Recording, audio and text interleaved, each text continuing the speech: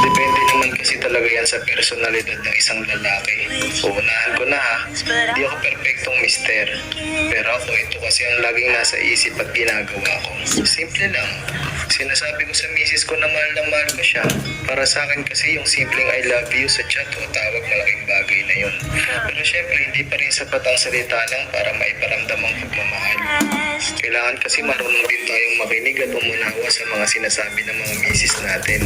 Ibig ko ba sabihin minsan kasi may time na nag-open si misis sa atin, kagaya ng mga problema at nararamdaman niya. Kailangan natin pakinggan at unawain ng mga ito.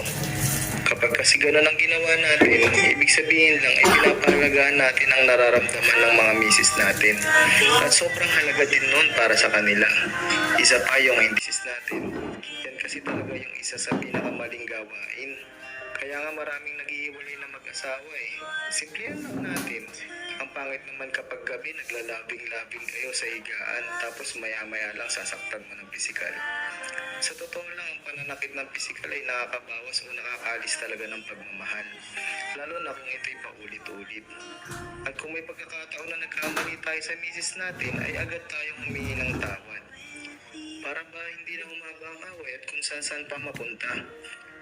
Minsan kasi simpleng problema lang na pwede naman pag-usapan at solusyonan agad ay nauuwi pa sa halongkatan ng mga dating problema at pagkakamali na noon ay naayos na.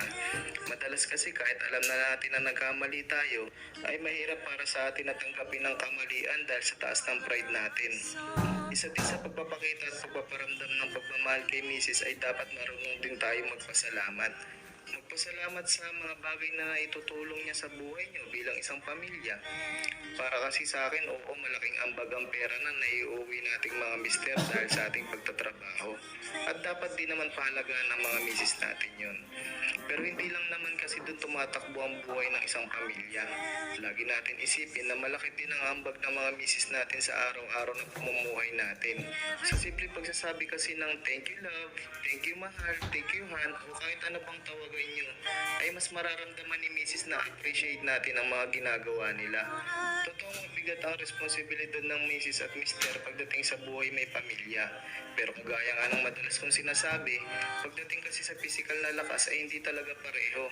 Kaya nga talagang madalas mas pagod ang mga misis natin at dapat nating pahalagaan yun. Lagi natin tatandaan na sa bawat tagumpay ng isang mister sa buhay ay laging may nakasuportang isang misis sa likod ng mga tagumpay na ito. Kaya nararapat lang na dapat natin silang pasalamatan. Sobrang dami ko pa sanang gustong sabihin, kaya lang hindi talaga kakayanin sa isang video lang. Comment lang kayo mga kasanaol kung gusto nyo pa ng part 2.